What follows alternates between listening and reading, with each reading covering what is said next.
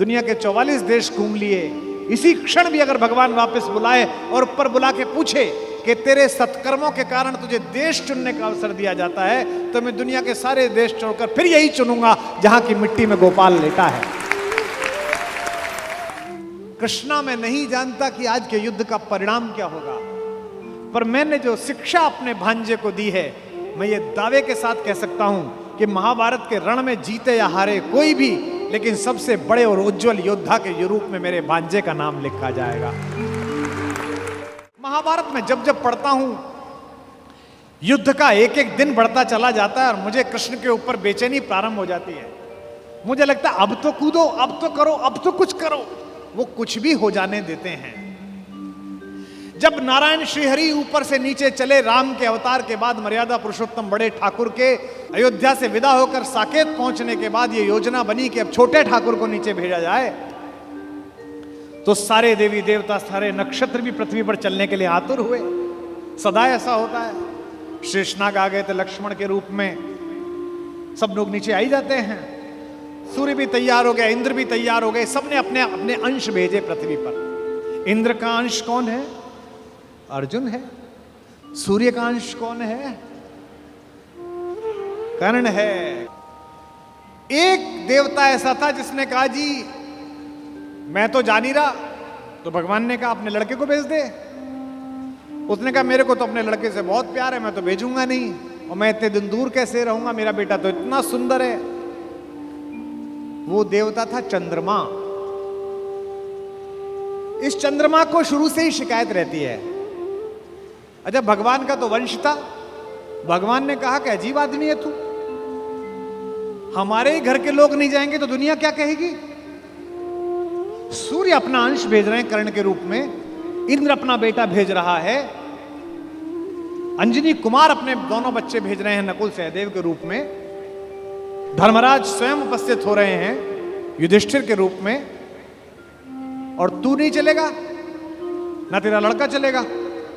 उसने कहा कि कन्हैया एक काम कर लो, लड़का ले जाओ मेरा, दो शर्तें हैं, एक तो लड़का आपके पास रहेगा, और बोले एक ये 16 साल का हो जाए तो उसे वापस भेजना पड़ेगा तुरंत।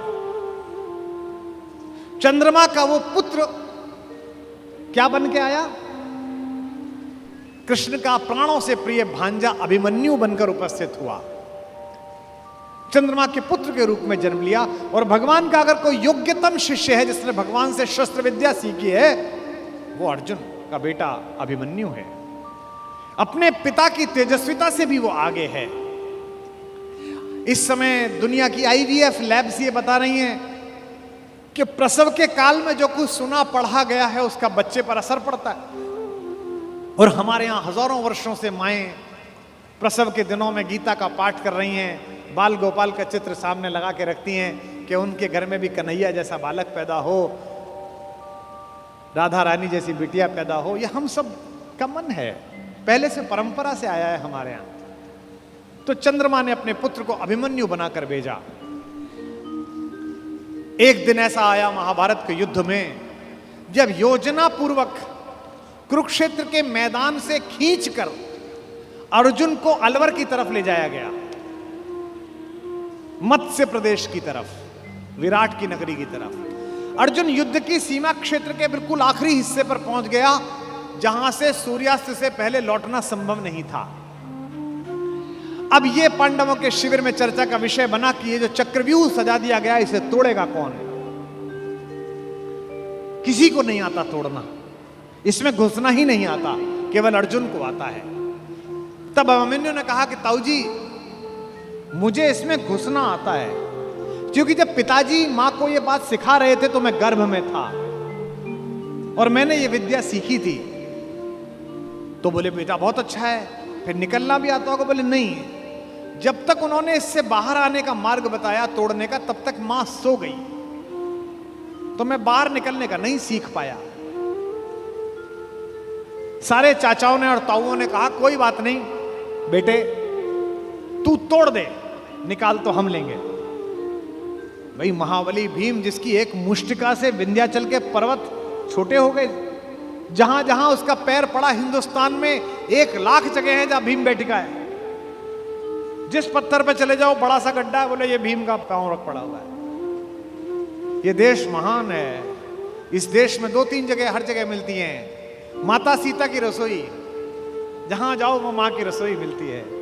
क्या बढ़िया प्रतीक शास्त्र है। दुनिया के 44 देश घूम लिए, इसी क्षण भी अगर भगवान वापस बुलाए और ऊपर बुला के पूछे कि तेरे सत्कर्मों के कारण तुझे देश चुनने का अवसर दिया जाता है, तो मैं दुनिया के सारे देश छोड़कर फिर यही चुनूंगा जहां की मिट्टी में गोपाल लेटा है,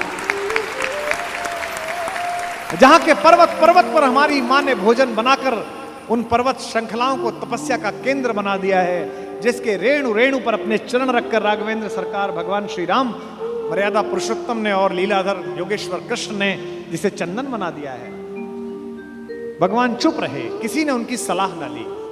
सेनापति दृष्टद्युम्न थे, द्रुपद पुत्र। सेनापति ने योजना की कि कोई बात नहीं बेटा, मामा ने भांजे को आज्ञा दी कि कोई बात नहीं, तू चला जा इसके अंदर और हम सब तुझे निकाल लेंगे।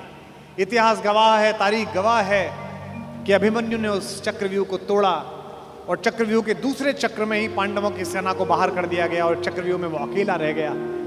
क्या लड़ा, अद्भुत युद्ध हुआ।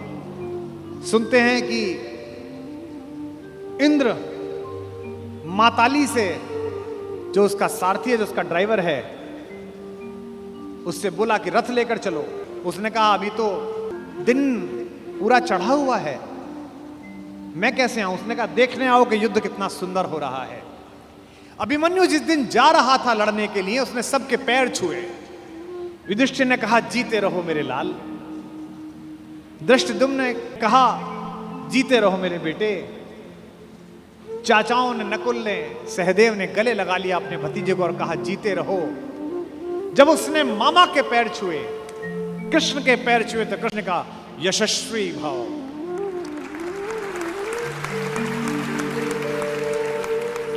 जब अभिमन्यु शिविर से बाहर निकला और कृष्ण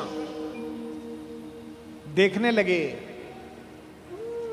तो द्रौपदी ने कहा मेरा बेटा जीवन की सबसे बड़ी लड़ाई लड़ने के लिए जा रहा है कान्हा, सबने उसको जीते रहो का आशीर्वाद दिया, तुमने नहीं दिया। तुमने उससे यशस्वी भव का आशीर्वाद दिया, जीते रहो क्यों नहीं बोला? क्या तुम्हें युद्ध के परिणाम में कोई शंका है? तो कृष्ण ने जो बात कही वही जीवन के युद्ध में भरत वाक्य बनाना। माधव ने कहा कि कृष्णा मैं नहीं जानता कि आज के युद्ध का परिणाम क्या होगा, पर मैंने जो शिक्षा अपने भांजे को दी है, मैं ये दावे के साथ कह सकता हूं कि महाभारत के रण में जीते या हारे कोई भी, लेकिन सबसे बड़े और उज्जवल योद्धा के रूप में मेरे भांजे का नाम लिखा जाएगा, अभिमन्यु का नाम लिखा जाएगा।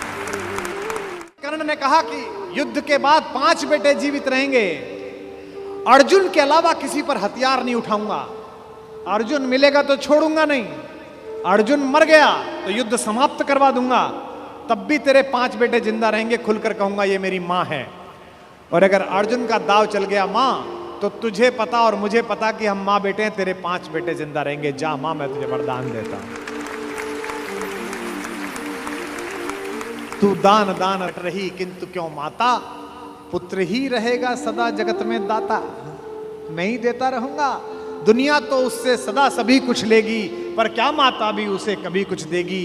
मैं 1 कर्ण अतएव मांग लेता हूं, बदले में तुझको 4 कर्ण देता हूं।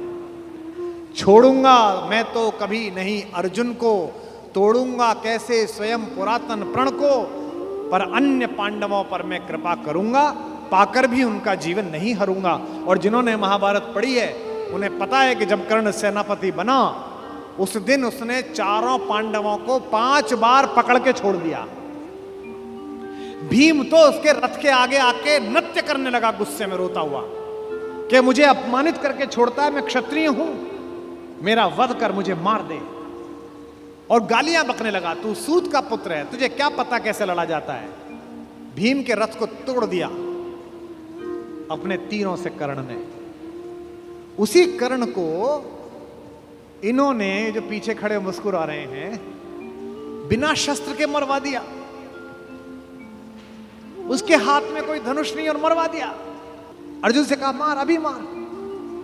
आपको लग सकता है कि ऐसा क्यों हो गया? यही कृष्ण है जो कूटनीति को इस प्रकार नियोजित करते हैं कि उसका तर्क भी साथ साथ देते हैं। रश्मिरथी में मेरे पिता में मेरे बाबा, हमारे खानदान के बड़े दिनकर कहते हैं कि विपद में कर्ण को यो ग्रस्त पाकर, सराशनहीन अस्तव्यस्त पाकर, जगाकर पार्थ को भगवान बोले, खड़ा क्या देखता है मौन भोले। सराशन तान, बस यही अवसर यही है, तान मार इसको, घड़ी फिर और मिलने की नहीं है। विषख कोई बाण, बाण कोई गले के पार कर दे, अभी ही शत्रु का संहार कर दे। क्या कह रहे हैं कृष्ण? सोचो क्या कह रहे हैं। धर्म की धुरी लाने वाले, जिन्होंने पैदा होने से पहले यह कहा था कि भैया जब जब धर्म की हानि होगी तब तब मैं आऊंगा। यदा यदा ही धर्मस्य ग्लानिर्भवति भारत अभ्युत्थानम अधर्मस्य तदात्मानम सृजाम्यहम्। धर्म की स्थापना के लिए आए हैं और निहत्ते को कह रहे हैं मार मार मार। ये क्या है? ये अधर्म है कि धर्म है? अब मैं तर्क दे रहा हूं कृष्ण की ओर से, जो कृष्ण ने उस समय तर्क दिए होंगे। कहते हैं श्रवण कर विश्व गुरु की देशना यह है, विजय के हेतु आतुर ऐशना यह है। सहम उठा जरा कुछ पार्थ का मन, विनय में ही मगर बोला अकिंचन। नरोचित किंतु क्या यह कर्म होगा, मलिन इससे नहीं क्या धर्म होगा। हंसे केशव वृथा हट ठानता है, अभी तू धर्म को क्या जानता है। कहूं जो पाल उसको धर्म है ये, मैं जो कह रहा हूं वो कर। हनन कर शत्रु का सत्कर्म है ये। क्रिया को छोड़ चिंतन में फंसेगा, उलटकर काल तुझको ही घसेगा। ये जो हमको सिखाते हैं कि हम दूसरे की सीमाओं का अतिक्रमण करके घर में जाके ना मार के आए, इनको पूछो कि जिस समय हिंदुस्तान के चौराहों पर बम फटते थे, इनको पूछो कि जम्मू कश्मीर में जाते हुए हमारे सीआरपीएफ के जवानों के मुंह पर मतदान के समय जाते हुए ये लफंगे चांटे मारते थे। इनको पूछो कि पड़ोसी के भीख मिले हथियारों से हिंदुस्तान की मां बेटियों को आतंकित करने वाले और केसर की क्यारी में बारूद भरने वालों को सीमा के अंदर पार घुस के मारा जाए कि ना मारा जाए। देश का एक एक बच्चा कहेगा कि मारा जाए। नहीं, जब पार्थ को देखा सुधरते, हृदय में धर्म का टुक ध्यान धरते, समय के योग्य धीरज को संजोकर कहा राधे ने गंभीर होकर। अब कर्ण बोला, हर पापी, हर अनाचारी, हर दुष्ट जिसने दुष्टता में साथ दिया है वो ज्ञान देने लगता है। भूल गया अर्जुन के कौन ज्ञान दे रहा है। अर्जुन के अंदर भक्ति, मनुष्यता, भावना सब पैदा हो गई। नरोचित धर्म का कुछ काम तो लो, बहुत खेले जरा विश्राम तो लो। फंसे रथ चक्र को जब तक निकालूं, धनुष धारण करूं, प्रहरण संभालूं। रुको तब तक चलाना बाण फिर तुम, हरण करना कर सको यदि प्राण तुम। नहीं अर्जुन शरण में मांगता हूं, समर्थित धर्म से रण मांगता हूं। कर्ण कहता है कि धर्म से युद्ध करो। कृष्ण मुस्कुराए कि बेटा अब फंसा के, अब मैं तुझे धर्म समझाता हूं, है ना। उपस्थित देख हो न्यायार्थ हरि को, निहारा पार्थ ने हो खिन्न हरि को। अर्जुन का तो सॉफ्टवेयर हैंग हो गया।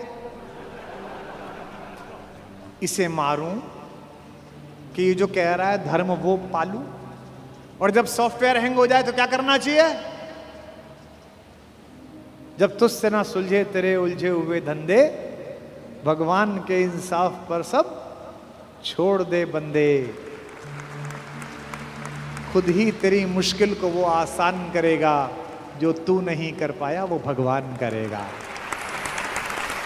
उपस्थित देख यो न्यायार्थ हरि को, निहारा पार्थ ने हो खिन्न हरि को। मगर भगवान किंचित भी न डोले। अभी तक तो हंस रहे थे, मुस्कुरा रहे थे, करते मार। जैसे ही कर्ण ने धर्म बोला, भगवान के अंदर से आग निकली। कुपित हो वज्र सी यह बात बोले, प्रलापी ओ उजागर धर्म वाले, बड़ी निष्ठा बड़े सत्कर्म वाले, मरा अन्याय से अभिमन्यु जिस दिन, कहां पर सो रहा था धर्म उस दिन।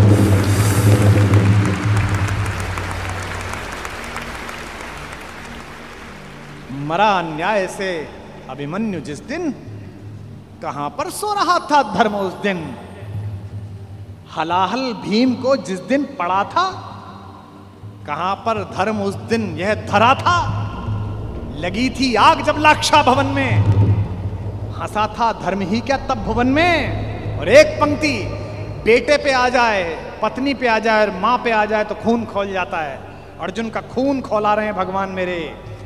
सभा में द्रौपदी की खींच लाके, सुयोधन की उसे दासी बताकर, सुवामा जाति को आदर दिया जो, बहुत सत्कार तुम सबने किया जो, नहीं वह और कुछ सत्कर्म ही था, उजागर शील भूषित धर्म ही था।